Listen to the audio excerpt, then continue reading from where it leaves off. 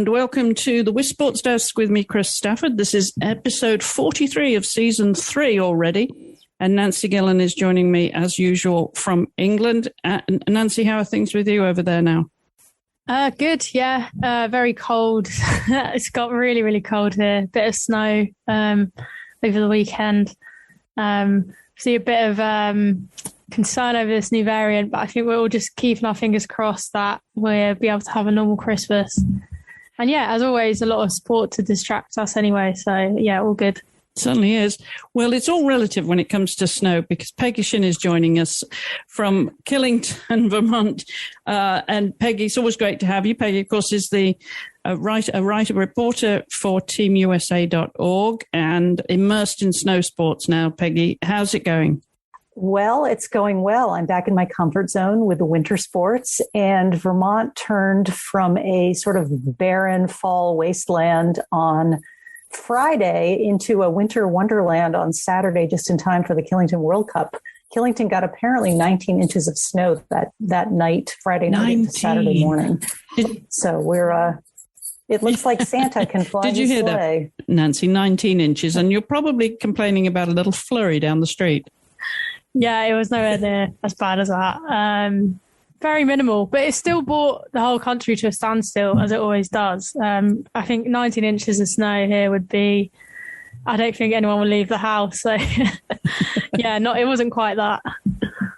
Oh, I heard some patrons got stuck in a pub somewhere in the UK with the snow because of the snowstorm over the weekend. Yeah, I saw that as well. I can't remember where it was. I think it must have been very north or potentially Scotland. But yeah, they got stuck in a pub, which to be honest, I don't think they were too sad about. Yeah, it's probably the best place to get stuck if you were going to. But yeah, it was quite a not serious storm, but it was for our standards, it was quite a lot of snow. But yeah, no, not 19 inches. We are almost in December. Just to remind everybody, we're recording this on Tuesday, November 30th. And it was this past weekend that Peggy was at Killington. And she enjoys reminding me that she lives just down the road from the Killington World Cup venue. 15 minutes away, did you say, Peggy? This is perfect. Yes, 15. Okay, maybe 20 minutes away. But yes, Killington's in my backyard and it's fun. It's like covering the Olympic Games while being able to sleep in my own bed. Yes, thoroughly spoiled. But as you mentioned, that you did have a bit of weather on the Saturday, so they started racing in the GS and they had to stop and race again on the Sunday. So tell us how that whole weekend played out then with the weather playing up. Well, I don't think anybody expected the storm to be quite what it was. They were predicting, 3 to 5 inches. But to wake up with all that snow, there was probably a foot at the base of Killington. And what happened was the wind was whipping. So I heard it was the wind gusts that were whipping the snow around and reducing visibility that caused the race to be delayed. First delayed and then canceled. And to be honest, I think a lot of us were surprised that it happened at all and that they even got 9 people down. I heard Mikaela Shiffrin tell the crowd that she couldn't see a thing on the one run that she did. She ran with bib 6. So it's great that it's wonderful that nobody was hurt, but I think they definitely made the right call to cancel that race. Yeah, I would obviously on the FIS app, they were telling us how it was cancelled. And I think on Twitter, they were tweeting how it was postponed and then it was going to be delayed start to 10:30 and then it cut to 10:30. And we saw, we know it started, didn't it, at 10:30 and then had to stop again because of the weather. So it's like stop, go. But how did the weather improve? I mean, on the Sunday, you had a good day's racing by the look of things.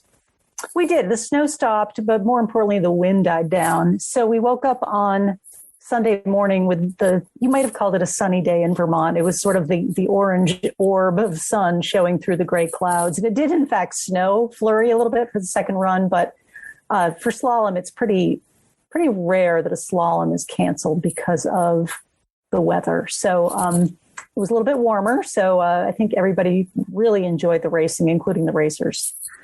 Okay, let's talk about the race itself then, because there weren't too many surprises, were there, with Mikaela Shiffrin actually breaking a record as well, or tying with Ingmar Stenmark's record?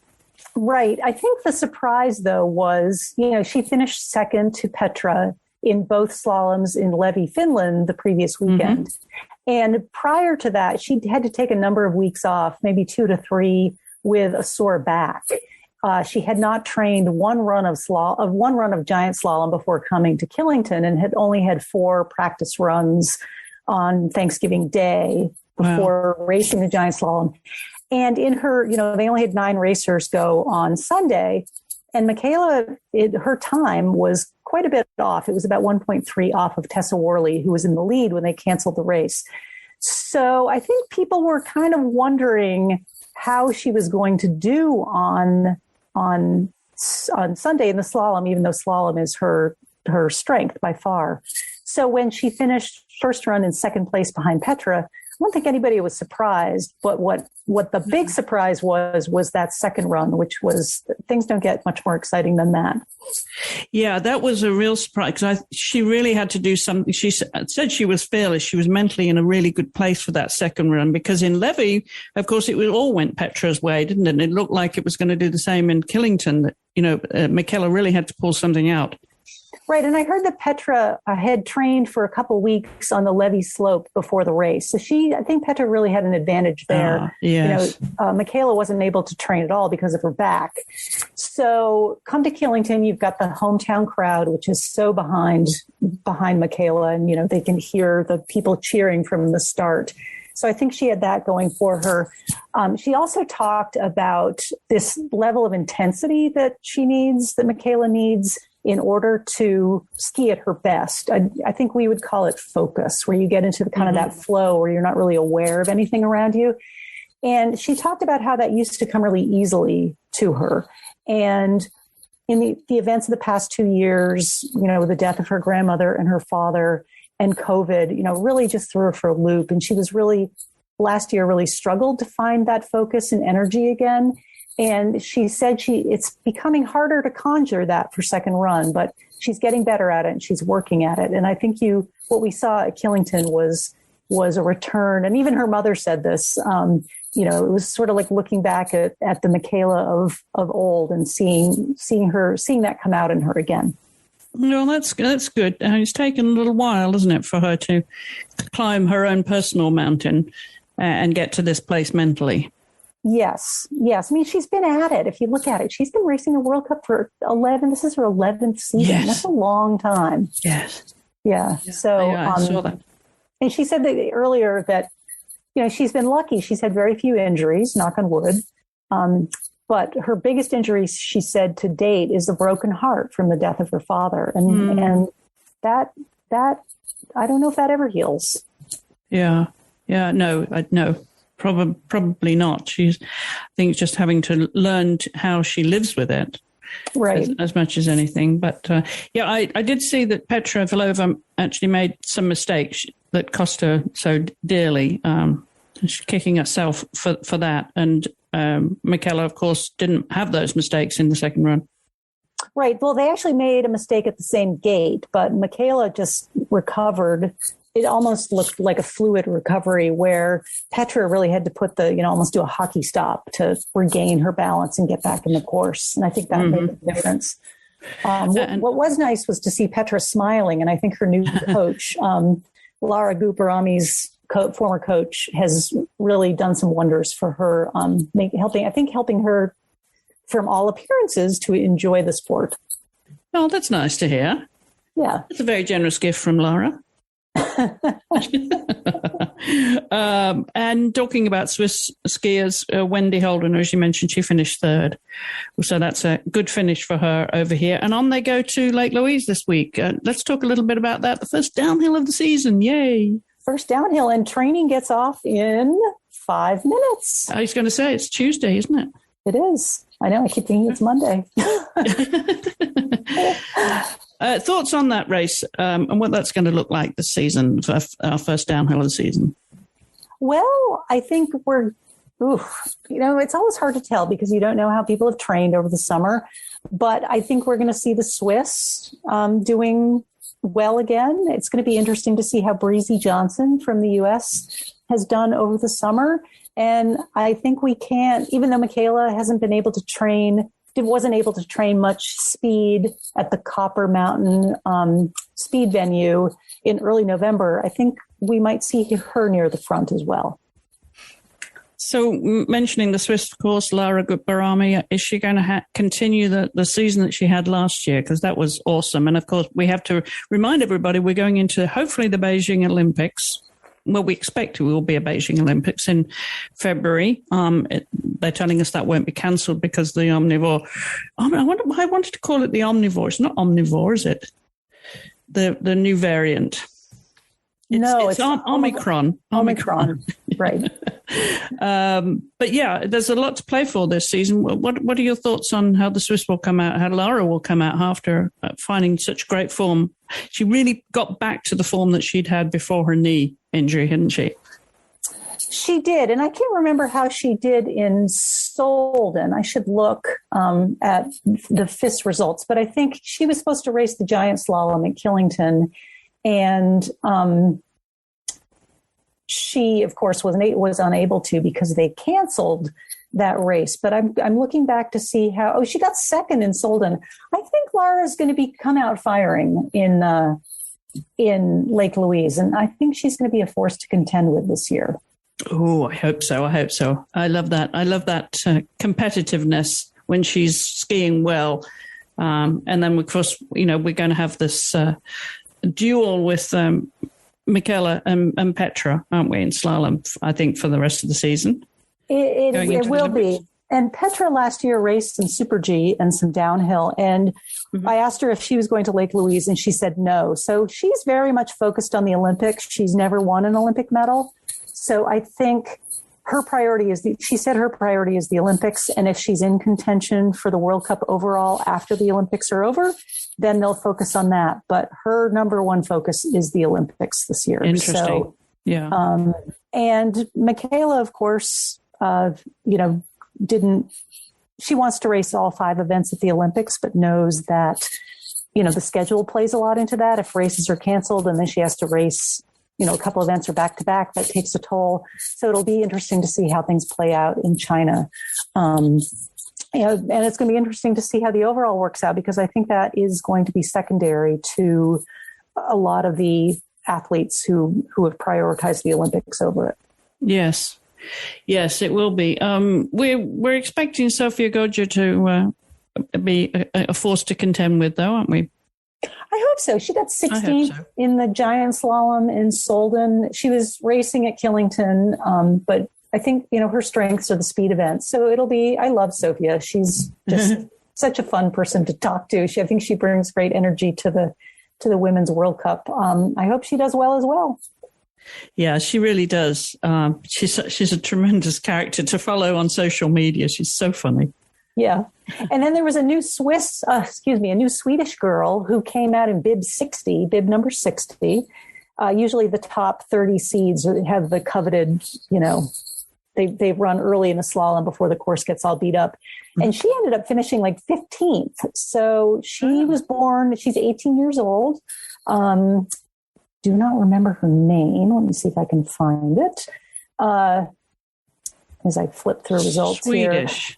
Hanna Aronson Elfman. She was born in 2002. She got 15th, and I think it's going to be fun to watch her career because she's a new, young, bright hope. Nice. We love that. Some new talent. Them and rustle the feathers of the old veterans here. Right. Super. Well, one more thing before I let you go, Peggy. We saw Elana Meyers Taylor win again in the monobob. She had a second win of the season. She did. Yes, undefeated now this season. Yeah. But not so well in the bob. She was 5th, was she in the bobsleigh? Yeah, I think they were 5th, and then Kaylee Humphreys was 10th, pushing with Lolo Jones as her break woman. I don't know what's going on with the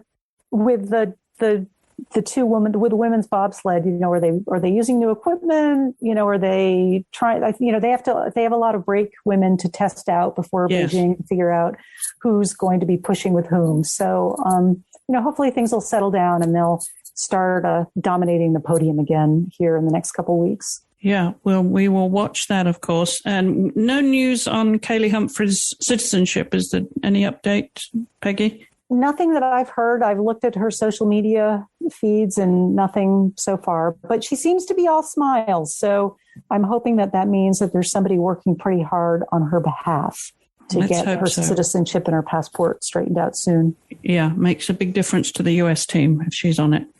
It does. Indeed. And you are planning to go to Beijing anyway? I am. Yes. Yes. Yeah. I was thinking it was going to be a little less stressful than Tokyo because vaccines are required unless you want to quarantine for 21 days. But I think with this new variant, there's again uncertainty, but hoping for the best. Because fingers crossed for her. Yes. Yeah. Awesome. Super. Yep. Well, keep writing about it, all the snow sports, and we'll follow you at teamusa.org, Peggy, and hopefully we'll talk to you again before you leave for Beijing. Yes. Definitely. Thank you so much. Great to talk to you too. And to you too. Thank you so much for your time, Peggy. Take care. Stay warm. Thank you. Bye-bye.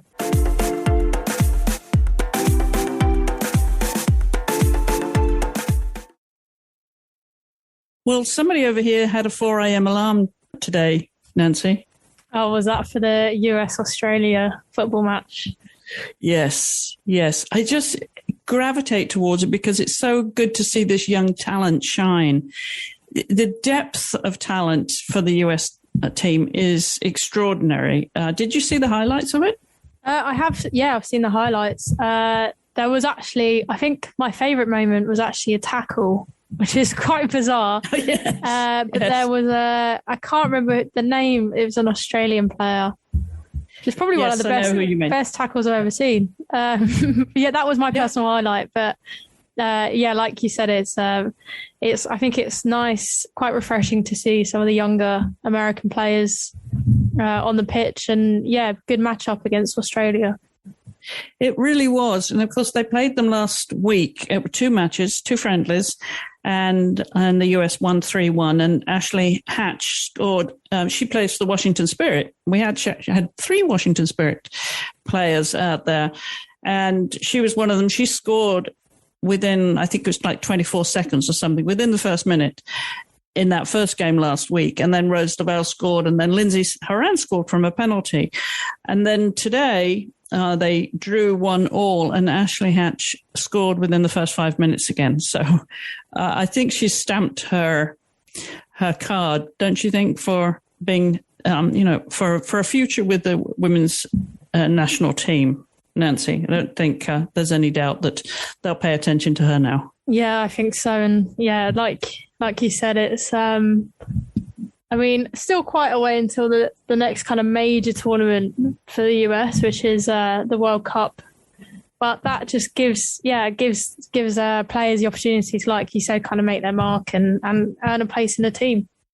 Yeah, and they certainly did. And there was a lot of other talent out there, including Casey Murphy, the goalkeeper. She made her debut. I think there were 5 players making their debut. But, she's 6'1", and in last week, and certainly this week, they really couldn't get much past. They couldn't get anything past her last week. A very frustrated Sam Kerr out there because there were some opportunities, but Casey's reach is enormous. 6'1". But today that's quite interesting as well, because a lot of keepers in women's football are smaller than in men's. I think obviously you do get, on average, women are smaller, but it does seem that a lot of the keepers are kind of you get some that are kind of 5'6", 5'7", 5'8". So it's interesting that the taller keepers obviously are able to kind of use that to their advantage. Yes, I think Elisa Nair is 5'9", I want to say. I think I read that somewhere. But definitely Casey Murphy had an advantage keeping them out. But today they scored on a deflection. It was a deflection off who was it? It was a deflection of Becky Sauerbrunn. That's right. Becky came on. It was late. I think it was about the 88th minute or something like that. And they had a shot at goal and it deflected off her. And there was no way that Casey could get anywhere near it. You know, it was just one of those things. But there we are. That was 2 friendlies. And as you said, the next big tournament is the World Cup. And our qualifiers actually don't begin until next summer here for the US. But they'll be back with the camp in January, I think. That's when they resume. And I want to ask about, there's a lot of US players scattered around the world. And Tobin Heath, of course, is playing for Arsenal, but she's injured. I did see her.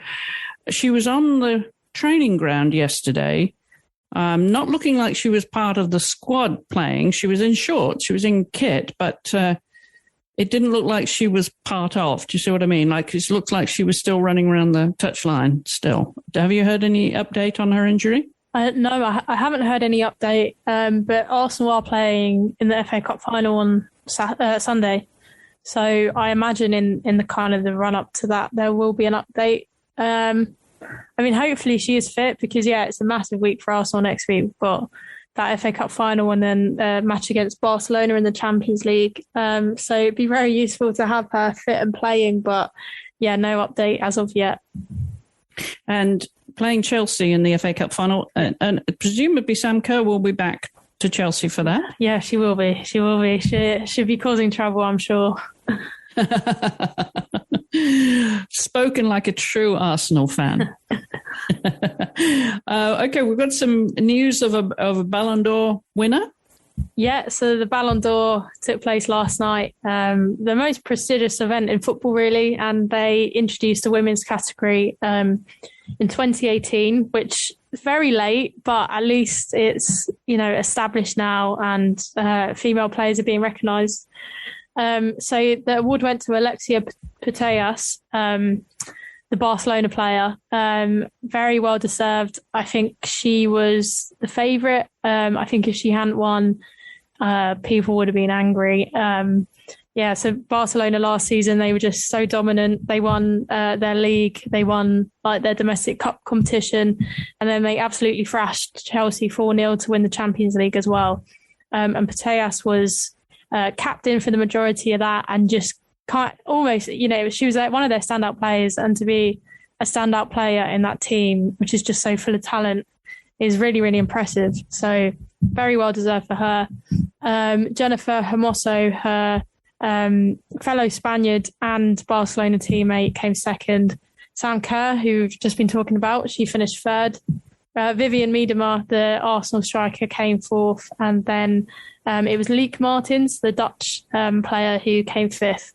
So, it was. It's always a very kind of glamorous event, and it's nice to see women's football recognised on it. And I think it's previously the winners. Maybe I think there's been a sense that it's not, maybe based on kind of who is more the most famous footballer as opposed to the best. But I think everyone was in agreement that Putellas fully deserved that award. So well done to her.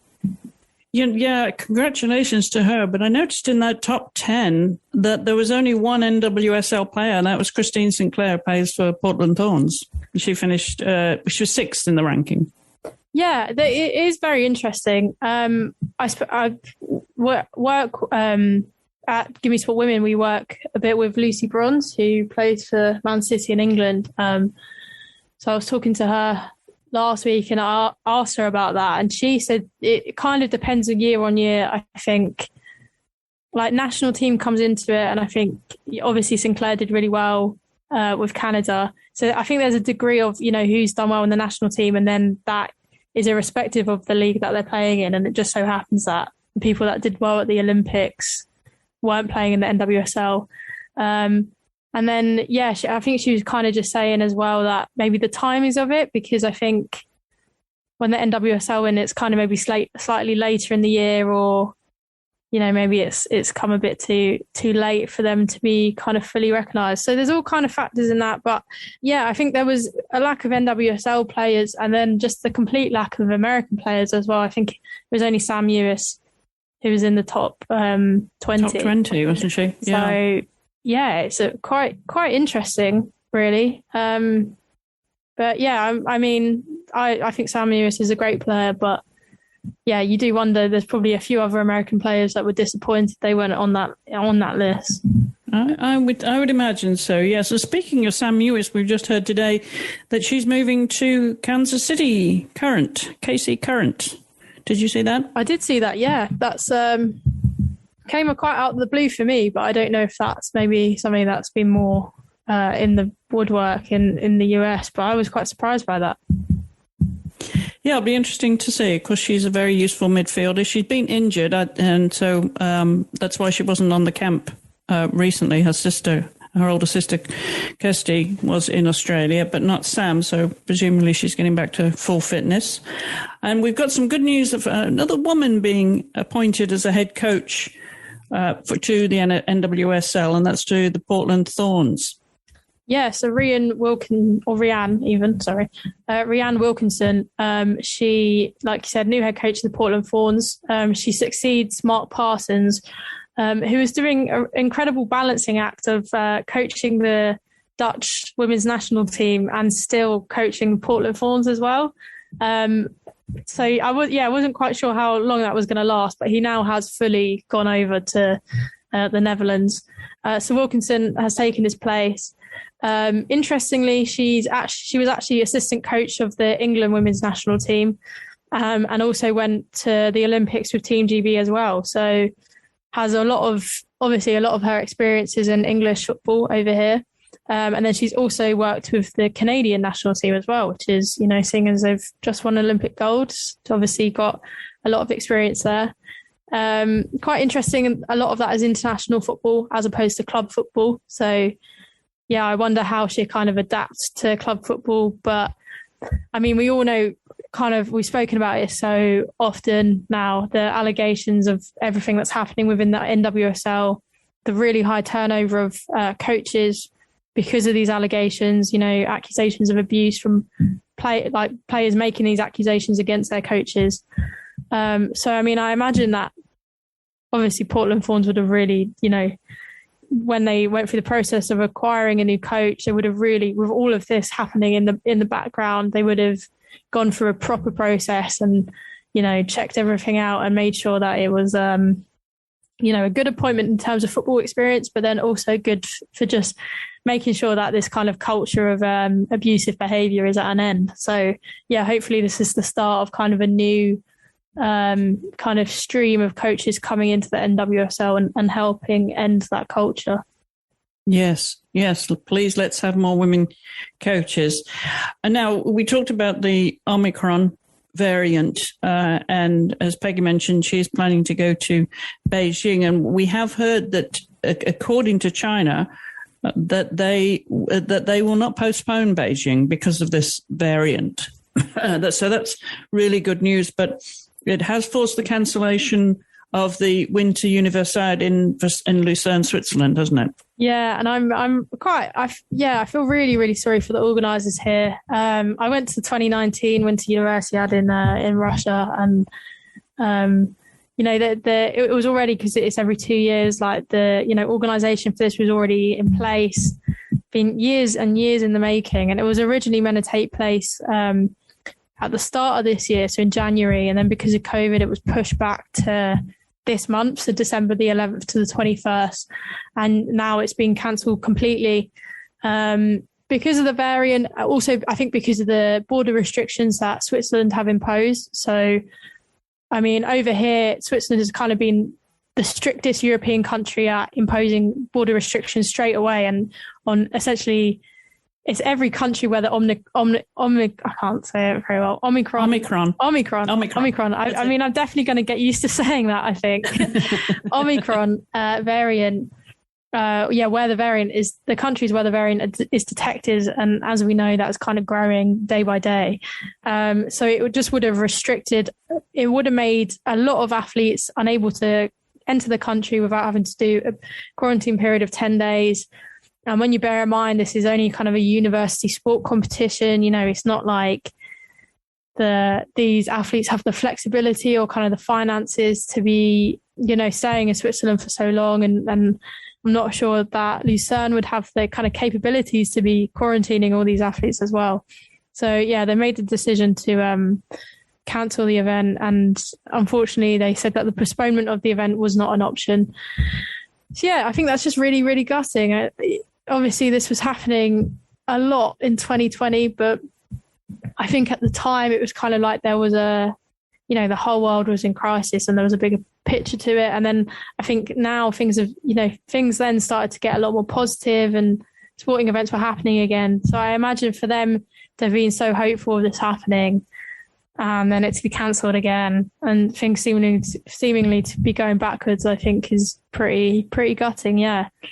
But like you said, Beijing organisers have said the Olympics will still go ahead. And there's also been another story about the Birmingham 2022 Commonwealth Games as well, where they've said the variant is a concern, but they're still hoping to hold the Games with full capacity. So, of course, that's not until next summer. So, yeah, I really hope it's not going to be a problem then. But, can't be naive, can we? That's a long way off, but I did see a World Health Organization just a few moments ago tweeted that or put out a news alert that there's so much they don't know about it that they don't want to cause any alarm because research has just begun with this Omicron variant. So of course we've got to be concerned. But as you say, Birmingham is not till next summer. Hopefully. They will know a lot more by then and have new vaccines in place as well. But just going back to Beijing, I don't know if you noticed that they cancelled the Beijing Marathon, which was due to be held at the end of October because of COVID. Yeah, and I did see that. And it's quite, they've literally have not held a kind of international sport event since COVID broke out, the start of 2020, which is quite significant because China was meant to host a lot of sports events. It's got the finances to hold these big sporting events. And it's getting closer and closer to the Olympics and they're cancelling all these events. And it does make you think, obviously, the Olympics are the biggest sporting event in the world. But, seeing as they're not willing to hold these other events, are they going to be willing in kind of 2-3 months' time? I don't know. I think it will go ahead. This is literally transporting me back to a year ago. We were talking about Tokyo with this, but I think it will go ahead, but probably in quite strict conditions. And it's just a shame. I think it's just a shame. I think people were really looking forward to this as something that might be able to take place without COVID kind of looming over it. But it looks like that's going to happen again. Yeah. Well, we'll keep you posted with the news as it breaks here every week on the show. Now, I want to go back to modern pentathlon because this story that we reported on, we had Samantha Murray, the former Olympian, come on the show to talk about the debacle in international modern pentathlon. And there's been a lot of developments since then. As Sam indicated, there would be further meetings of Congress. But it doesn't look like we're going to resolve this anytime soon, does it? No. I mean, the whole, it's a very interesting situation because you've essentially got a bit of a kind of revolution now. You've got national federations. So the national federations of Denmark, Sweden and Finland, they've called the Congress of the Modern Pentathlon Association, where they've passed the motion to remove riding from one pentathlon. Those three federations have called the Congress farcical and made complaints about the way it was held. Apparently there were multiple breaches of UIPM election rules. Apparently because it was held on Zoom virtually, that was used to halt debate. And I have heard that I think maybe when Samantha Murray was on, she said that was a concern of hers, the fact they could literally just mute someone on Zoom if they wanted to. She did. Yeah. And it's you've now got this whole, I think it says in the Inside the Games articles, more than 650 athletes to saying that they have no confidence in the UIPM president, Klaus Schurman, and the rest of the executive board. And yet he's still kind of re-elected. And they've still passed this motion to get rid of riding. And it's, like almost like this revolution from below where you've got the athletes pitted against the governing body. And in that situation, like, you know, it's a question of who wins there. Like, would the athletes want to break away or something like that? Or, you know, how does a governing body function if they don't have its own athletes on side? So, yeah, it's a really, I mean, interesting from the perspective of kind of just looking externally, but within it, it's a shame that it's kind of become very messy. And I just hope that there is a solution found quickly. And, you know, when we heard Sam talk earlier when she was on the show a few weeks ago, she was very, very passionate about it. And it did make you obviously realise that the way the International Federation is not being run properly. And hopefully that can not sort itself out, but hopefully there can be a solution to that soon. Yeah, because just to remind everybody, Samantha Murray is part of Pentathlon United, which is a splinter group that has been formed by the athletes who are not happy with this decision by the governing body to drop riding, drop the equestrian discipline from the modern pentathlon. So this group is being as vocal as it can be.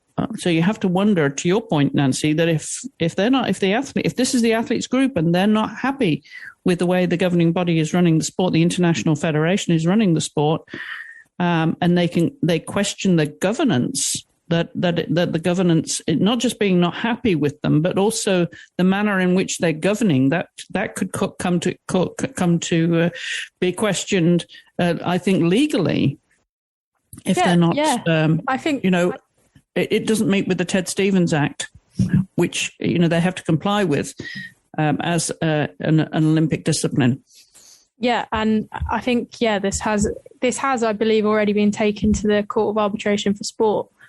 So, like you said, it's something that will now be looked at legally, and it has just shown the extent to which how serious this has got, essentially. Yeah. Well, we're going to stay with sports politics now with our next story. I wanted to mention this because, you know, we know there's corruption in sports politics right from the highest level. And I think this was a case in point after the Rio Olympics of Carlos Nuzman, who's been sentenced to more than 30 years in prison, and some of his cohorts too, for corruption surrounding the Rio 2016 Games. Nancy, did you read this story? I did, yeah. And this is something that, you know, it's kind of been like rolling on and on and on, I think, since 2016. But yeah, definitely from my time at Inside the Games, I was writing a few stories around this. And yeah, it's kind of now reached a conclusion. Well, not quite, because he's received a sentence, but he won't actually be imprisoned until the appeal process is over. But yeah, I think just there's always, you know, I think with every Olympics and Paralympics, well, recently there seems to always be a question about kind of how fairly the city was awarded the games. I think with Rio, there was quite a lot of questions about it.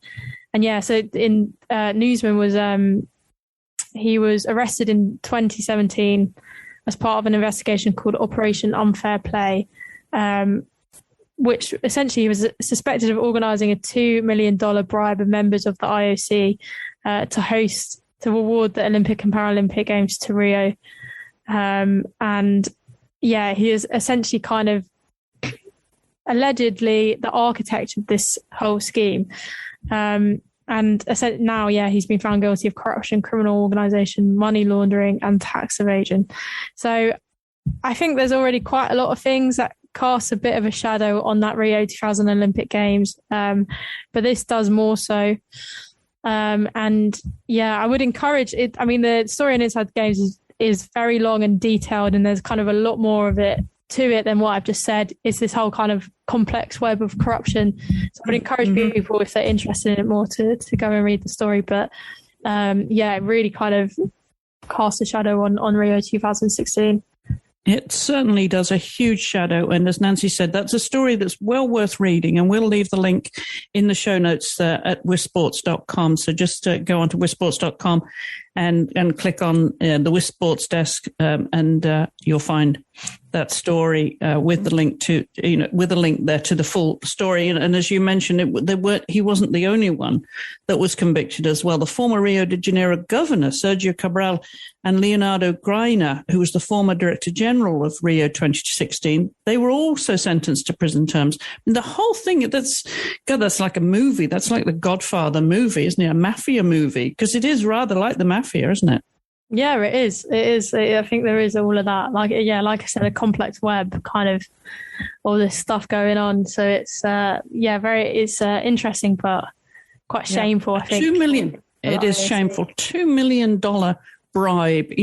Hopefully this sends a message to future host cities that, you can't get away with this kind of corruption.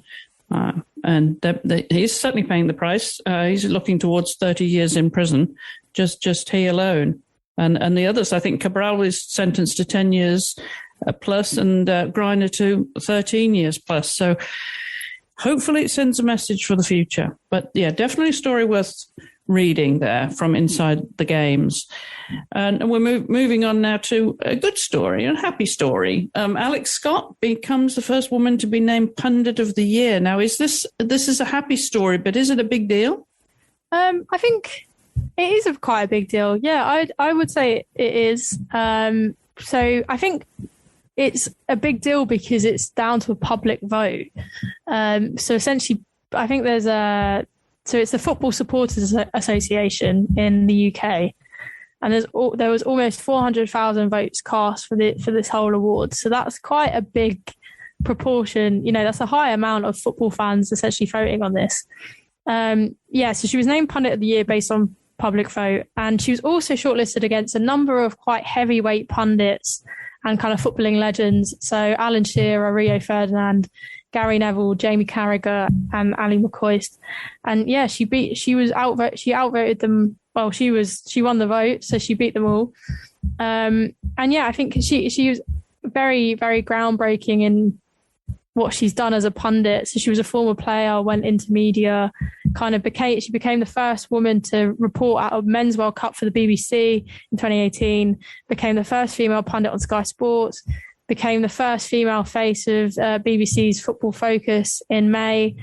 And so it's it's amazing that she's done all that, but then it's also amazing that you've got people voting for her saying she is the best of the best, essentially. And it really, and it's not that it shouldn't need validation, but it does validate having women kind of commenting and acting as pundits and presenting football and stuff like that. So I think it's really good news. And yeah, it is quite a big deal. I know who was also very popular this year for her commentary from Chelsea was Emma, the Chelsea manager. Emma Hayes, yeah. Emma Hayes. Yeah, mm-hmm. She was. Yeah, she did the men's Euros here. She was very, very popular. Like she would do co-commentary, or punditry, and just provide the most in-depth analysis. It just raised the bar, I think, for all the other commentators and pundits. And yeah, I mean, full-time she's a manager, but if she ever wanted to go into punditry, I think people would jump to have her as their pundit. Sounds like she was hugely popular. All right, we're going to move on to another popular English woman right now. And we talked about her the other day in darts, because the World Championships are coming up, aren't they? Yeah, so Fallon Sherrock, the female darts player who made a name for herself at the 2019...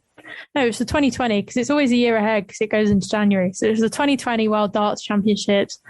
She made a name for herself by becoming the first woman to win a match, and then subsequently won a second match. And she's been having a really good year so far. She's done a lot of other historic things in recent months. So she goes into the World Championships, which starts in a couple of weeks, in a really good form. So they've done the draw, and essentially, if Sherrock gets to the third round, she will play the defending champion, Gerwyn Price, which could be a really, really amazing match, and hopefully she will get that far. Anticipation for that is ramping up a lot. She's not the only woman to be competing in that. Lisa Ashton will also be playing. It will be her third appearance at the World Championships. So yeah, but I'm really hoping that we get a good run from one of the women competing. That would be awesome. And what's the dates again for the World Championship? So it starts on the 15th of December. I think it gets to kind of the interesting part towards the latter end of December and the start of January. But yeah, it takes place at Alexandra Palace, which is just down the road from me. But it's absolutely impossible to get tickets. So I'll be watching on TV. Ali Pally, we call it. Ali Pally. I didn't want to say that in case people didn't know what I was talking about, but yeah, Ali Pally. Right. No, I don't think it's known internationally, but Ali Pally is a local name for it. We fondly call it. Alexandra Palace has hosted many a great event over the years. And that's interesting that you already can't get tickets. Like even to the opening games, the early games, it's impossible. I'd say I looked about 2 months ago. I think you genuinely, like, as soon as it comes out, which I think is probably in summer, you have to be on it on the day, getting tickets. It's such a popular event. I mean, it's such an amazing venue. And yeah, I think now as well, you've got kind of that added spectacle of having people like Fallon Sherrock causing a bit of drama and excitement. So yeah, obviously I'm not saying that she made the event sell out, but I think people are also very keen to watch her play as well. Yeah. And so going back to football, because you've got an FA Cup final, give us the dates for that. That's December the 5th. That's taking place at Wembley Stadium. Next week. 2 p.m. And you'll be going as a pundit or are you reporting on it? I'm going as press. So I'm going for work. And then it's Arsenal playing Barcelona in the Champions League on the Thursday afterwards. And I'm going to that as a fan. So I've got my work and then got like play time later in the week. So it'd be a massive week for Arsenal. And I hope we win both games, but I'm not too sure whether that will be the case. Well, good luck to Arsenal. I did want to mention, when I was talking about all this young talent that was shining their light in Australia with those 2 friendlies on the US team. There's a handful of players that I'm really, really excited about. Now, one of them wasn't there. Trinity Rodman, you probably heard her name. She has been a really standout player this season on the NWSL League. She declined an invitation to go to that camp, but Sophia Smith is one. So Trinity would be another. Sophia Smith would be another one, and I'm very excited about. And Katarina Macario, she had a bit of a groin injury apparently, so she didn't actually play.